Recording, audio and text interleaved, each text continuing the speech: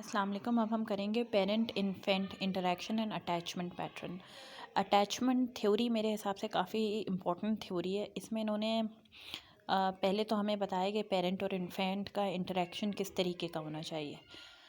तो उसके अंदर उन्होंने बताया कि न्यूरोबायोलॉजी के अंदर और न्यूरोफिजियोलॉजी के अंदर उन्होंने बताया कि लिंक बनता है फिजियोलॉजिकल स्टेट्स का एंड न्यूरोबायोलॉजिकल डेवलपमेंट का।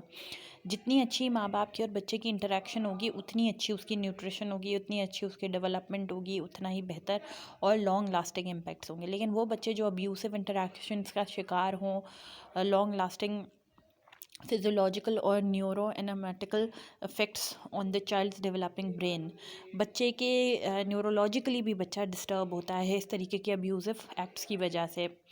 और this attachment relationships form a blueprint for later intimate relations. माँ बच्चे इस तरीके से देखा गया है जिनके साथ मार धाड़ करी जाती है, ज़्यादा उनको किया जाता है, या तो वो फिर बड़े होके भी उसी तरीके का एग्रेशन एग्जिबिट करते हैं। अब अटैचमेंट थ्योरी बहुत इंपॉर्टेंट है, उसमें सिक्योर अटैचमेंट होती है और इनसिक्योर 3 टाइप की होती हैं और सिक्योर एक ही होती है। Insecure avoidant, insecure ambivalent and insecure disorganised.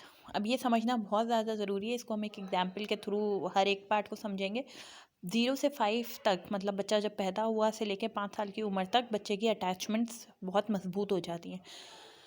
अब अगर ऐसा कोई बच्चा है कि जिसको माँ बाप की तरफ से रूल्स एंड रेगुलेशंस भी अच्छे से मिल रहे हैं और बॉन्डिंग भी बहुत अच्छी है, उसको पता है कि मुझसे कोई गलती भी होगी या मेरे कुछ अगेंस्ट भी कुछ जाएगा तो मुझे किसके पास जाना है, फ़ौरन अपने अम्मा अब्बा के पास भागना है, तो उसकी एक सिक्योर अटैचमेंट क्रिएट हो जाएगी विद इन द हाउस और आउटसाइड द हाउस। उसको पता है कि there is someone there to back me up, मेरे पीछे कोई एक मजबूत सहारे के तौर पे खड़ा हुआ है। माँ बाप वो इमोशंस मेरे कंट्रोल करते हैं, मुझे कोई प्रॉब्लम है, मैं रो रहा हूँ धो रहा हूँ, या कोई जैसे फॉर एग्जांपल एक बच्चा दूध की बोतल के लिए रो रहा है।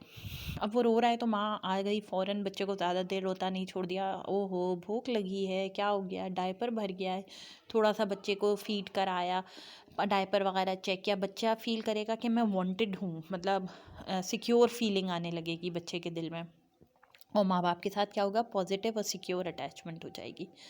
अब इसी तरह से हमारे पास अवॉइडेंट अवॉइडेंट अटैचमेंट के अंदर क्या है कि बच्चा बहुत इनसिक्योर काइंड ऑफ फील करेगा। क्यों? क्योंकि अगर वो बच्चा दूध के लिए रो रहा है, वो रो रहा है, वो और ज़ोर ज़ोर से रो रहा है, वो एग्रेशन शो कर रहा है, लेकिन माँ बाप या तो वहाँ पे प्रेजेंट ही नहीं है उसको केटर करने के लिए, या फिर वो निगलेक्टिंग पेरेंट्स हैं।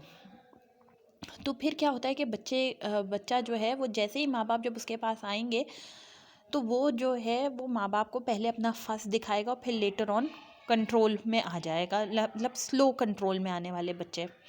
एम्बिवलेंट वो बच्चे हैं जिनको एक्स्ट्रा निगलेक्ट किया जाए या फिज़िकली मेल ट्रीट किया जाए, या जिनको एक्स्ट्रा केयर और अफेक्शन की ज़रूरत हो और वो सब ना मिले, और माँ बाप जैसे वो दूध के लिए रो रहा है और उसकी एक्सपेक्टेशन है कि माँ बाप मेरी बात फ़ौरन सुने, या तो माँ बाप बिज़ी हैं या तो माँ बाप के पास खुद बहुत ऑक्यूपाइड है, प्री ऑक्यूपाइड है, उनकी अपनी कुछ परेशानियाँ हैं, वो एक्सट्रीमली निगलेक्टेड है, तो फिर बच्चा क्या होगा, अवॉइडेंट में कभी कभी क्या होता है कि बच्चा नाराज़गी का इजहार करता है कि वो उसकी हार्ट बीट तो बहुत तेज़ चल रही होगी, बट वो ये शो करेगा, जैसे हम अक्सर देखते हैं ना, माएँ कहीं छोटी एज के बच्चे को छोड़ के चली गई फूफो के पास या दादी के पास, तो जब वापस आई तो बच्चे नाराज़गी का इजहार करने, बात नहीं कर रहे, हट जाओ मैं आपसे नाराज़ हूँ, तो ये अवॉइडेंट है। फिर लेकिन आहिस्ता आहिस्ता सही होके आ जाते हैं। लेकिन वो बच्चा कि जिसके लिए फिर माँ को फूफी दादी सब पीछे से कॉल कर रहे हैं, भाई इसने तो रो रो के अज़ाब कर दिया, ये तो नहीं चुप हो रहा, और माँ आ जाए तो भी टेंट्रम शो करना, रोना धोना, किसी के काबू में नहीं आना, वो एम्बिवलेंट है। अब ये बिहेवियर छोटे बच्चे से लेके आप थोड़े बड़े तक चले जाओ, 4-5 साल के जो बच्चे इजीली काबू में आ जाते हैं, वो उस एज में भी काबू में ना आए, किसी भी चीज़ से ना बहलें, वो एम्बिवलेंट है।